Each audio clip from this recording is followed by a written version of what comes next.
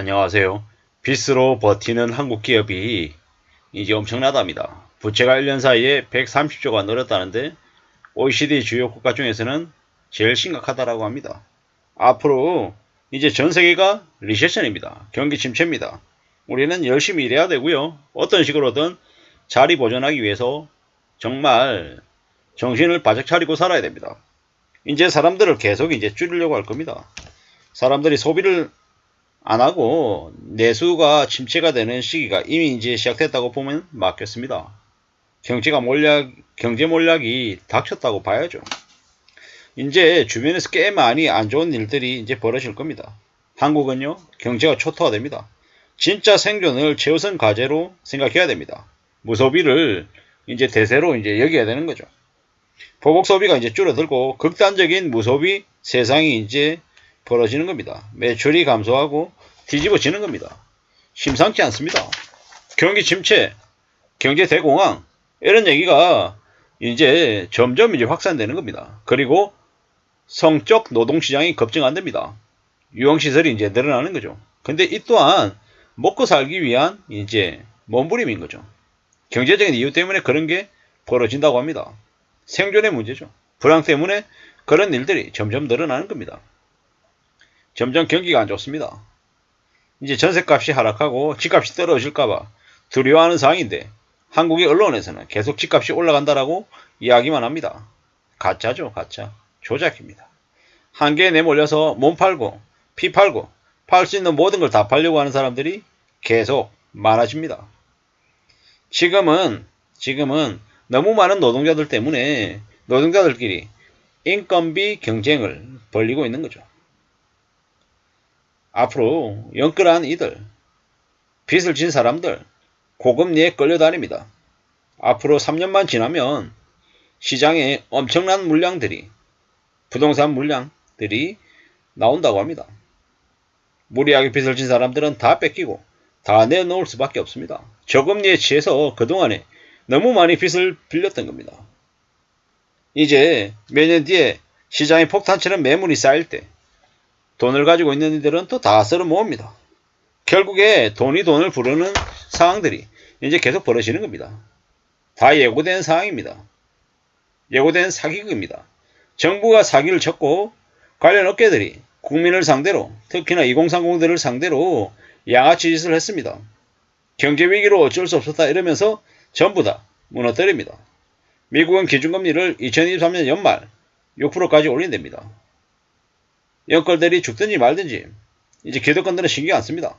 한 푼이라도 더 빼돌리려고 개수작을 부립니다. 비상경영체제라고 얘기합니다. 핵심 자원들 다 빼돌리고 사람들은 다 잘라냅니다. 경제위기 상황이 닥쳤을 때 그네들이 원하는 상황대로 다 몰고 가는 겁니다. 앞으로 3년만 지나면 인플레가 아니라 디플레를 걱정해야 됩니다. 왜냐? 사람들이 소비를 극단적으로 줄이면 그 다음은 소비가 없어서 물건 가격이 알아서 내려가게 될 거다라는 겁니다. 우리는 정신을 바짝 차리며 살아야 됩니다. 또 참 아이러니한 게요.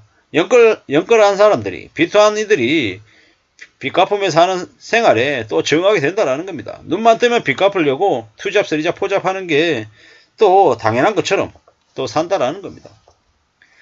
빚을 지고 공짜 돈인 것처럼 생각했던 이들이 대거 이제 망가지는 겁니다. 세상에 자기 돈은 아깝고 남의 돈은 아깝지 않게 되게 팍팍 써도 되는 것처럼 생각하는 놈들이 많습니다. 거지 근성을 가진 놈들이지. 그런 놈들은 그런 심보 때문에 자신의 인생이 엉망이 된다는 걸 모릅니다. 차근차근 열심히 살아야 되는데 좀 수월하게 쉽게 살겠다라고 마음먹고 까불다가 이제 그렇게 된 겁니다. 자산은 천천히 늘려가야 되는 겁니다. 빚은 안 지려고 정신 바짝 차리고 살아야 됩니다. 우리가 앞으로 되게 많은 충격들을 느끼게 될 겁니다. 1997년 IMF 우리는 충격이었습니다. 1997년 11월 22일 날 대출 기준금리가 14.8% 였습니다. 주가는 580이었고요. 그랬던 게 11월 30일에 금리가 17.5%가 됐어요. 1997년 12월 31일 대출금리 얼마인지 아십니까? 38.9%. 믿기 어려웠던 일이죠. 그때 많은 기업과 사람들이 망하고 돈을 날렸습니다. 근데 극소수는 또 돈을 엄청나게 벌었죠. 큰 대박 기회가 비정상 상황에서 벌어진답니다. 1997년 11월 말부터 1999년 6월 말 무려 6개월 사이에 금리는 위아래로 300%, 환율은 60% 변동폭이 벌어졌답니다. 1998년 초에 시중은행의 예금금리가 연 18%. 참 놀라운 일이었죠. 좀 우리가 정시가 바닥을 칠 한 2024년쯤에 환율이 1800원을 돌파할지도 모른다라는 이야기도 나옵니다. 놀라운 일이죠. 이게 앞으로 벌어진다라는 건 무슨 의미입니까? 한국에 꽤 안 좋은, 꽤 엄청난 경제 충격이 벌어진다라고 이제 보면 맞다라는 겁니다. 사는 게 얼마나 힘든데, 얼마나 무서운데 까불면 안 된다라는 거죠. 정신 바짝 차리고 살아야 됩니다.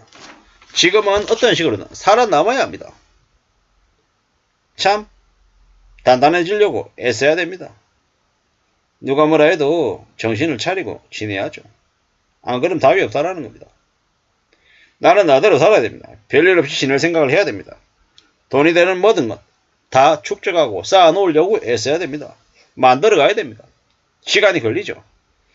그래서 묵묵히 지내면서 차근차근 갖춰나가야 됩니다. 그런 마음으로, 그런 태도로 지내는 게 좋겠습니다. 멀리 내다봐야 되는 거죠. 우리는 앞으로 엄청난 충격들이 벌어질 것을 알고 있습니다. 지금의 기득권들은 자기네들 먹고 사는 거 말고는 관심이 없습니다. 그래서 더 정신을 차리고 지내야 됩니다.